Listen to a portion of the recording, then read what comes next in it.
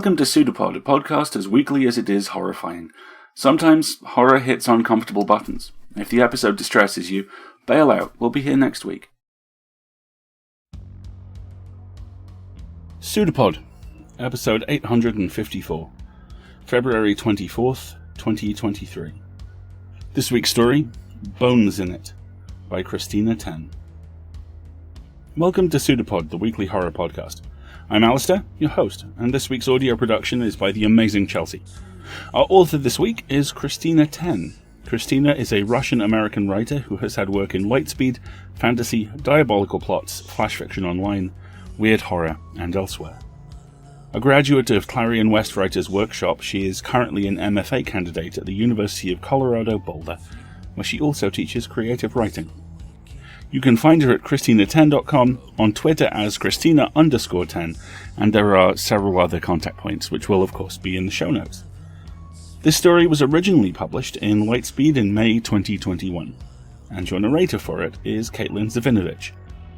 Caitlin is a former Marine intelligence officer and current SFF writer living in Japan with her spouse and 4 kids. She's a graduate of Viable Paradise and an associate editor at Podcastle. Her first story was published in Silk and Steel, a queer speculative adventure anthology, and you can find more of her work at Cast of Wonders and here on PseudoPod with the phenomenal The Child Feast of Harridan Sack. So, grab a robe, relax, because PseudoPod has a story for you, and out there, in the mists of the sauna, we promise you, there's the truth.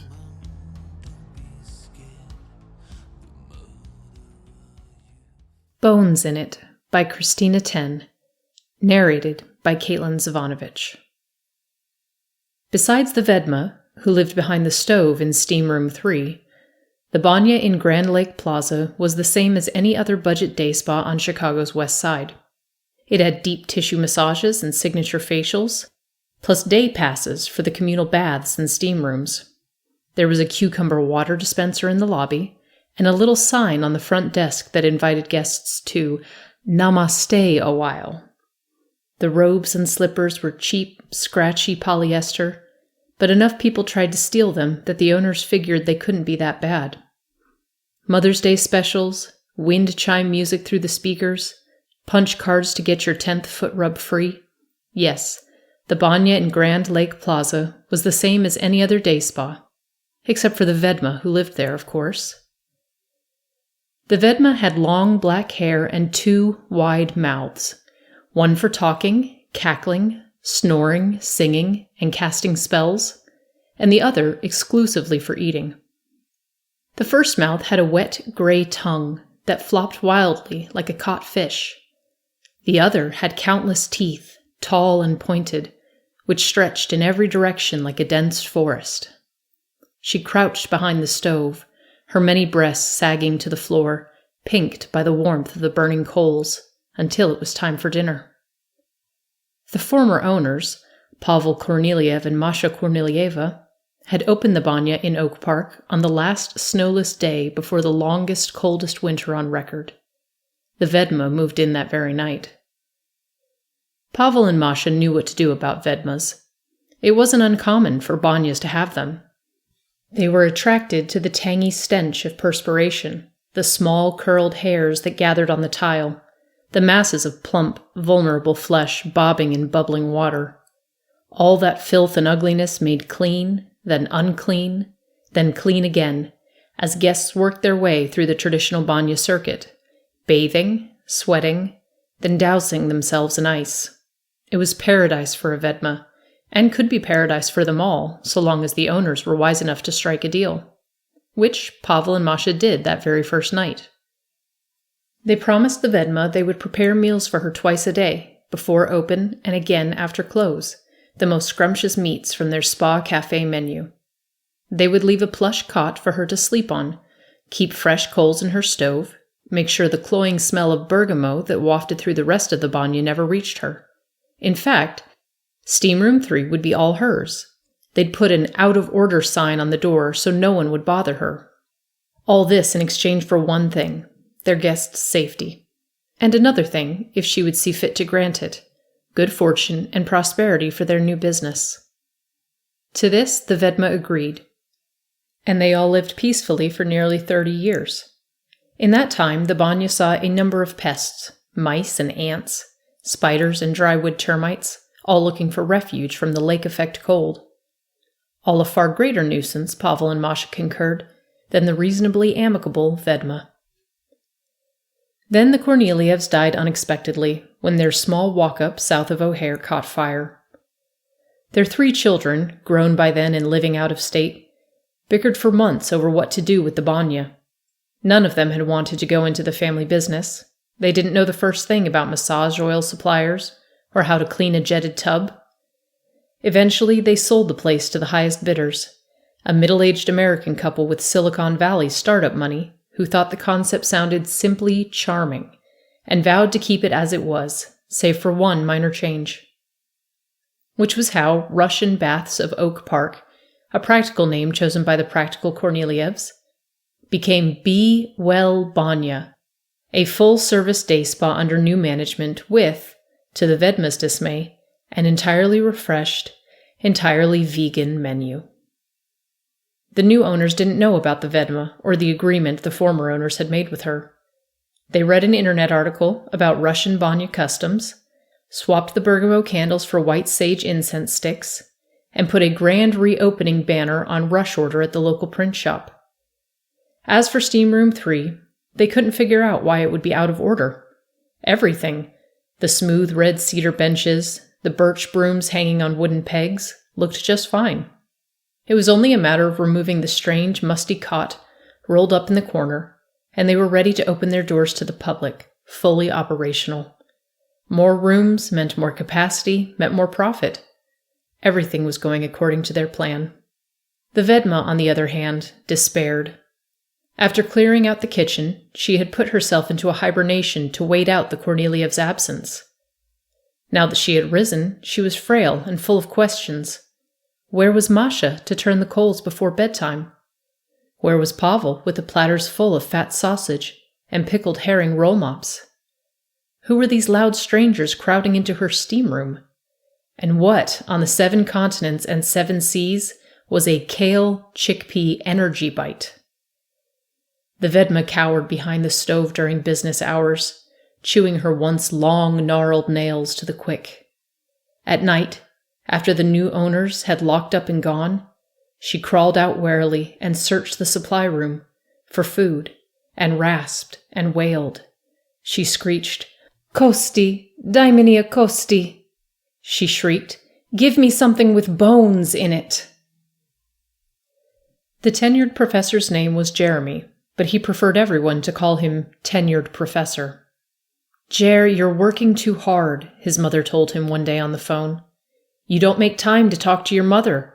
How am I to know what's going on in your life? Since you passed your tenure review, I thought you might relax a little. Get yourself a girlfriend, visit your parents once in a while." "Mom, I'm fine," he said. I'm relaxed, and please, call me Tenured Professor." Even though Tenured Professor insisted he was fine, and promised to call more often and even visit sometimes, his mother still got him a spa certificate for his birthday, thinking he could put it towards a nice hot soak or a massage. To loosen up some of that tension, she explained. Tenured Professor had never heard of the place, Be Well Banya, all the way out in Oak Park. But his mother said her nail lady's friend's sister swore by it, and besides, it was totally vegan, so she thought it would be perfect for him. "You remembered?" He was surprised. It was a new thing he was trying, one of those New Year's resolutions, and he couldn't have brought it up more than once. "Of course I remembered. My sweet Tenured Professor. Won't eat animals, won't even eat the eggs of animals. So kind, wouldn't hurt a fly." He could hear his mother beaming on the other end of the line. Tenured Professor worked in the creative writing program at the big university north of the city. He was especially proud to work there, because when he had applied for undergraduate all that time ago, they had denied him admission. They had denied him admission. It felt impossible then and was truly unthinkable now. Now that he'd gritted his teeth through 4 years at the community college, fled to Berlin to write his novel, and come home to bestseller lists, a 6-figure book deal, and whisperings about a sequel. Hotly anticipated. That's what they said in all the important literary circles. Once it had been, "We're sorry to inform you." Now it was hotly anticipated. The 2-book deal had grown to 3, then 4, and now tenured professor was writing his 5th novel while sculpting the malleable young minds of tomorrow's writers. Tomorrow's writers, ha, he thought. Writers of product descriptions for clothing catalogs, maybe, or ergonomic chair advertisements, or little notes in their children's lunchboxes. His students didn't have much promise, if he was being honest, but he couldn't tell them that. And oh, how him not telling them that was enough for them to latch on to. How moon-eyed and long eyelashed they got. How fidgety-fingered. It was really quite endearing. Still, he was a busy man. Overworked, certainly. Stressed, often. His mother was right, after all, he decided. A trip to Oak Park couldn't hurt. No one fed the Vedma, so she grew even thinner. No one turned the coals in her stove, so she shivered through the night as the lips on her 2 mouths went blue. With her cot gone, she slept directly on the cedar floor, or on a threadbare towel if a guest had left one behind, her spine rattling against the wooden boards. All the while she cried, "Kosti, Kosti! I beg you, give me something with bones in it." When the banya still belonged to Pavel and Masha, the Vedma feasted nightly on grilled lamb shashlik, chicken rolls, and her favorite, chlodyets, pork legs and beef tails in a rectangle of brown jelly. In the morning there was fried smelt with onion and lemon, and all manner of fish, brined, smoked, and cured. Uha with whole pike heads, salmon kulibiaka, beef and cabbage piroshki, stroganina with Arctic muksun or raw reindeer meat on ice. There was always rye bread and horseradish sauce on the side, kvass and svitin to wash it down with. But the meat was the centerpiece, and the meat was what, under the new owners, the Vedma missed most. The vegan cafe was a depressing affair. The new owners had brought in a retired restaurateur to consult, a tan, bright-toothed man who had made a killing with his nationwide chain of counter-service restaurants specializing in gourmet grain bowls. The banya's new menu featured carrot pistachio gazpacho and blackberry soygurt parfaits alongside tofu wraps, lentil salads, cashew milk smoothies, and 4 different kinds of hummus plates. The fridge was piled high with broccolini and vegan cheese. One night, not long after the grand reopening, the Vedma crept weakly into the kitchen and pulled out of the dishwasher a bowl that held the sparse remnants of green pea and mint soup.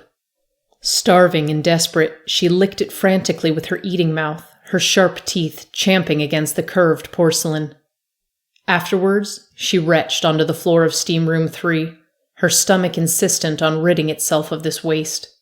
Since then, she had been fooled by jackfruit skewers, with their stringy likeness to meat, and blood-orange salads with their promise of gore.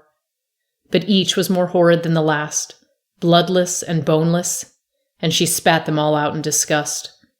All the while the Vedma howled, the Vedma moaned, "I long for something with bones in it."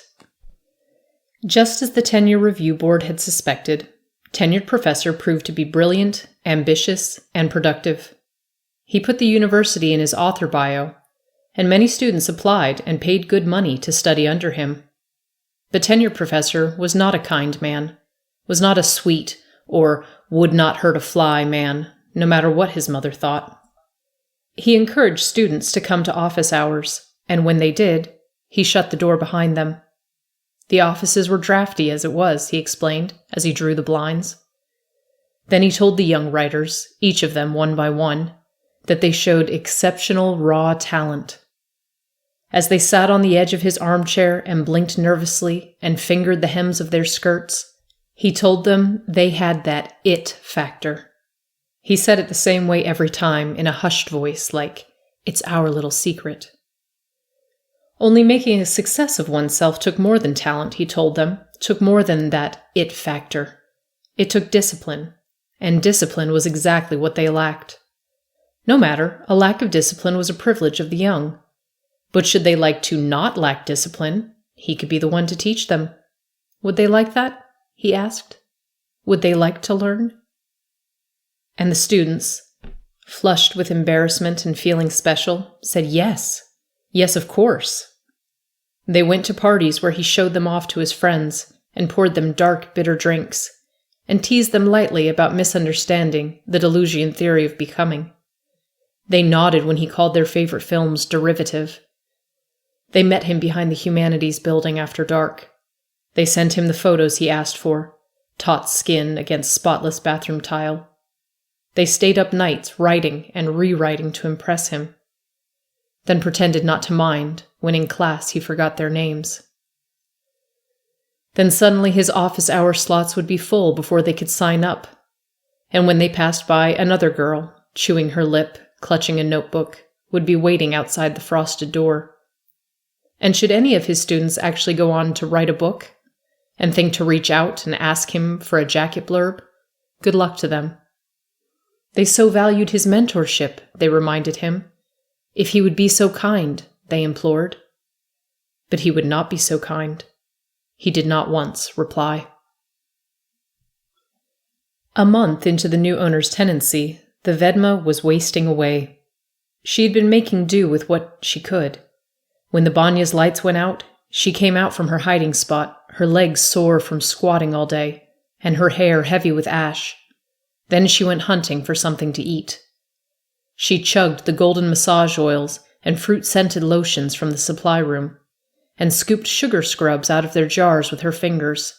She gnawed the business cards on the front desk, pulled the chewy felt layers from the Banya hats. The Bani Vaniki were not so bad. At least they had a pleasant, salty taste from being thwacked against guests' backs all day. The hot stones were a special treat. When she held them in her mouth, they had a solid, reassuring weight that felt almost, but not quite, like a craving sated. If the new owners noticed anything missing, they made no mention of it. They were too busy designing an appointment booking app to bother taking inventory. The Vedma sucked the ink from pens, extracted the filament from light bulbs, anything she could find, however unsatisfactory a replacement. But it was never enough. Paper, plastic, dye, glycerin, stone.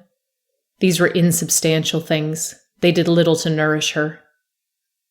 Inside Steam Room 3, her temptations were becoming harder to control. She sat hunched behind the stove as guests came and went, sweat rolling off their chests and into the folds of their bellies, pooling at the bends in their elbows and the backs of their knees. Both the Vedma's mouths watered, even the one not meant for eating. But she remembered her promise to Pavel and Masha, and she hoped still that they would soon return. Masha with her arms full of pillows for the Vedma to sleep on, Pavel with his cubes of eel and glass bowls of black and orange ikra. Their glances always respectfully downturned, reverent but unafraid. One day, just before the Banya was scheduled to open, the Vedma heard a small voice coming from the direction of the lobby. It said, "She told me I need to add bones to it." Quickly, the Vedma skulked into the hallway. Peering from behind an artificial plant, she saw the new owners standing behind the front desk, and a teenage girl who looked like a cross between the two of them, sitting in one of the lobby chairs. She had a stack of books on her lap. "Did your teacher say what she meant by that?" the mother asked her daughter. The girl kicked the base of the chair with her heels. An inch of skin flashed where her pants didn't quite meet the tops of her shoes. "Yeah," the girl sighed. "She said I was missing an argumentative structure. She said that's like the skeleton of the essay, and without it, the points I'm trying to make aren't adequately supported. They just flop around."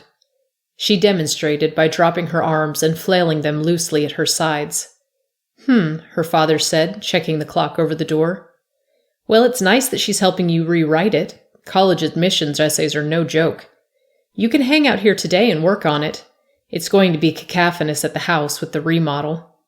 I can't believe the contractors are this behind schedule, her mother added. Her father nodded. Tell me about it. What a welcome, huh?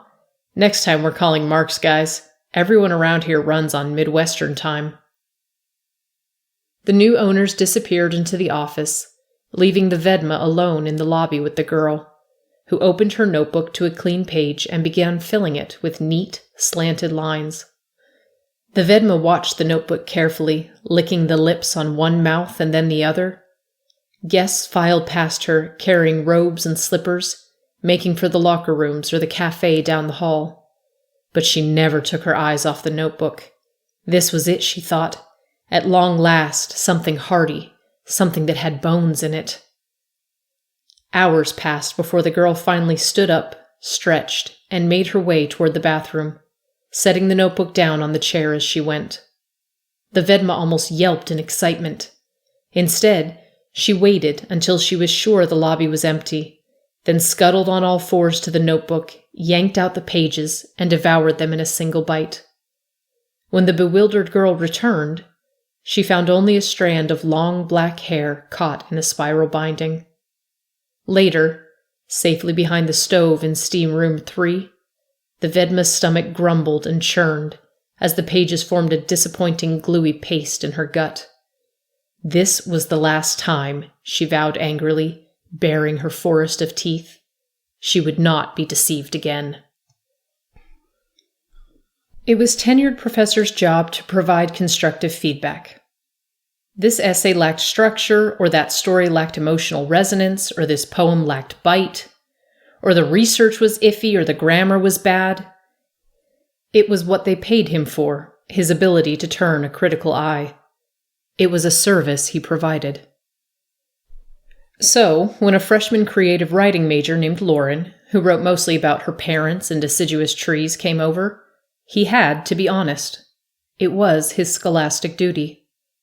When she came over to his house in Wilmette on the weekend, and ran a bath for him like he'd asked, and poured him wine, and sprinkled in flower petals, he had to be direct with her. Otherwise, he wouldn't be doing justice to the institution of higher learning, would he?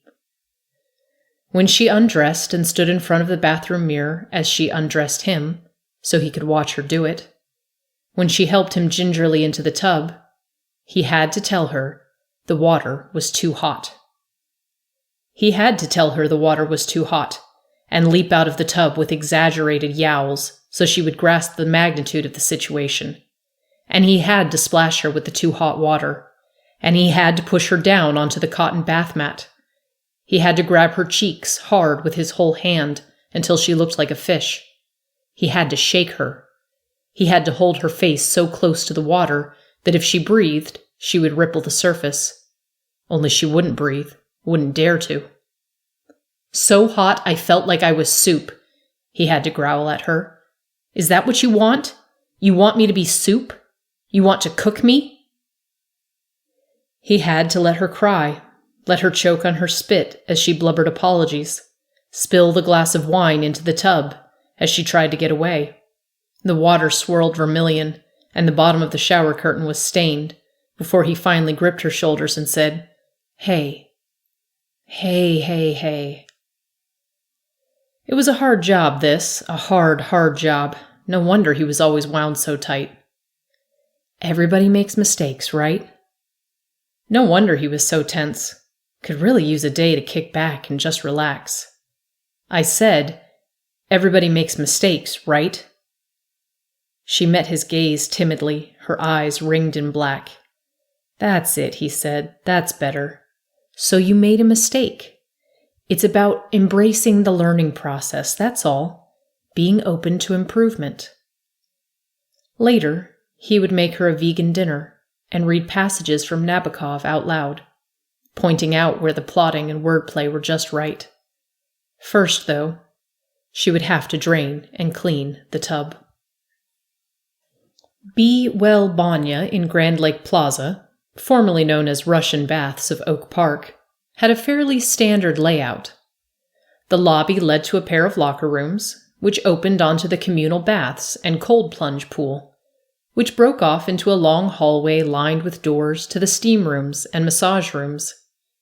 At the end of the hall were the break room and vegan cafe, where guests could replenish themselves between circuits. The circuit, the repeated transitions between hot and cold, was what guests came for. It was said the extremes were good for one's health, which was why, of all the budget day spas in Greater Chicagoland, Tenure Professor arrived at Be Well Banya one morning, his mother's gift certificate folded in his wallet. And of all the steam rooms in Be Well Banya, he stepped into Steam Room 3. By then, the Vedma's long black hair had grown hay-brittle. Her knees were bruised from knocking together as she crouched, and the teeth in her eating mouth had begun to fall out. Tenure Professor, on the other hand, was the picture of vigor. The hair on his chest rose up toward his throat, and his cheeks had a rosy glow behind his thick-rimmed glasses. He wore a robe, but carried his tweed jacket draped over one arm, having refused to leave it hanging in the locker room with the other guests' clothes. He sank down onto the cedar bench. Immediately his glasses started to fog. He smelled of sweat, yes, but also something else. A particular kind of ugliness, one that wouldn't wash off in the bath. It was enough to raise the Vedma from her famished stupor. She had been scouring for inedible scraps. She had been pleading through the night, "Kosti, pojalusta, Kosti, Kosti." No one had heard her or answered her calls. Now she was days from the end, she was certain, and it was time to face the truth. The Kornelievs were not coming back, no matter how fervently she wished it, or how well she kept up her side of the bargain. The vows of the Banya were broken, theirs by absence and hers by hunger. In the sealed steam room, Tenure Professor was little more than a smudge of pink in the mist. Still, from behind the stove, the Vedma could see him. Oh, she could see him. Her powers were weakened, but she could always tell when something was dead, dumb animal. When something was all meat and bones, no brains or heart or guts to speak of. There was an emptiness to him. People usually didn't like other people like that, she had observed over the years. But to a Vedma, he sounded delicious. Just meat and bones, this one, her favorite parts. No guts like Pavel, or heart like Masha, or brains like the girl rewriting her essay from scratch that day in the lobby. The girl who was a senior at the local high school, working hard on her college admissions essays. Her first choice was the big university just north of the city, with its old stone buildings and vast green quad, and top-ranking creative writing program helmed by her favorite author. It was something the Vedma couldn't possibly have known, except Vedmas have a way of knowing those things exactly. Suddenly, Tenure Professor became acutely aware of his nakedness. He took his glasses off and rubbed the fog away with a towel. When he put them back on, he could see everything clearly. Her wild eyes, her many breasts, her two mouths upturned in matching smiles, close, then closer. Each of the dozens of pointed teeth in terrifying detail. He could see his right hand, its faded ink stains, the callus on the first joint of the middle finger from so many hours spent grading in pen. 1 minute it was at the end of his arm, the next it was on the floor.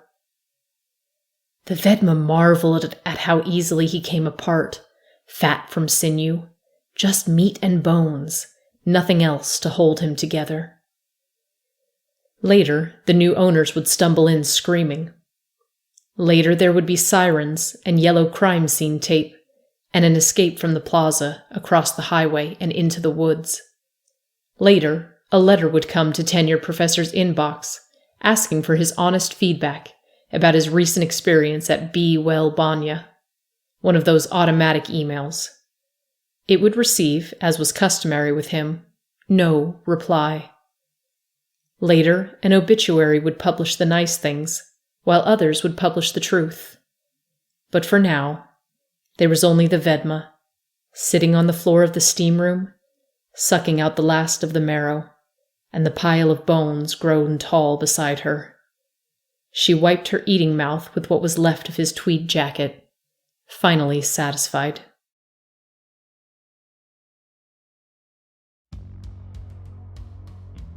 There are two really smart bits of narrative design, architecture of how the story is built, if you like, here, and they're hidden. They're literally the bones of the piece.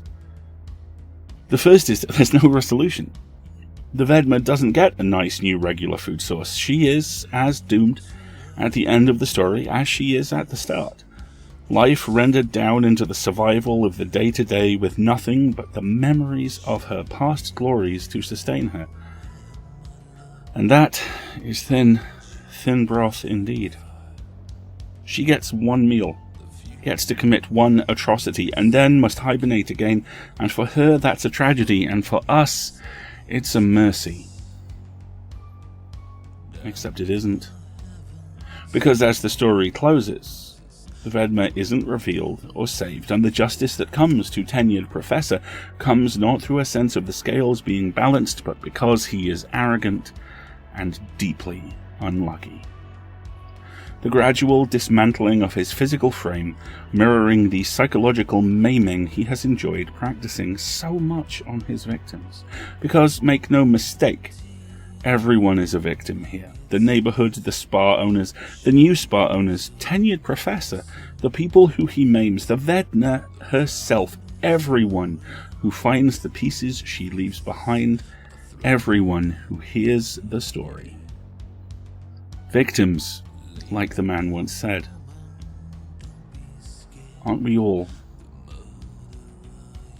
The story's name gouged into the surface of the page, but not in a language anyone left alive can understand. This thing, to quote the most obvious poem you can imagine, has very good bones. Brave ones, too. Because to answer the question I love answering so much whenever we do one of these, the horror here is in three places. The Professor and the crimes he commits. The Vedna and her murders, and the fact it takes that collision to lead to this line. Later, an obituary would publish the nice things, while others would publish the truth. The horror lives in that line, but it dies there too, replaced as things so often are by the hope that maybe this time really will be the last time. Amazing what you see out in the steam, isn't it? Great story, beautifully narrated and produced. Thank you all. We rely on you to pay our authors, cover our server costs, and pay our staff, and it's tough right now. So if you can, please support us. We've got PayPal and Patreon subscriptions that start at $5 a month. Both of those get you access to our audio archive, and there's some great stuff in there. The Patreon subscription tiers get you all sorts of goodies at the higher levels too, and again, it's all really good stuff. So please help out if you can. It is always needed. And if you can't help financially, please consider talking about us, because that helps a lot too. If you liked an episode, please link to it, or blog about it, or leave a review on your podcatcher of choice. It all helps, and with your help, we get to keep doing this for you. We'll be back next week when I again will be your host, Chelsea will again be your audio producer, and our story is And the Water Said Kneel by V. Asta Solomon. That's going to be read for you by the amazing Kitty Sarkozy. And that episode, like this one, is produced by PseudoPod. PseudoPod is part of the Escape Artists Foundation, a 501c3 non-profit, and this episode is distributed under the Creative Commons Attribution, Non-Commercial, No Derivatives 4.0 International License. And PseudoPod knows you think you're a guest. You're a tourist, at best. We'll see you next week, folks. Have fun.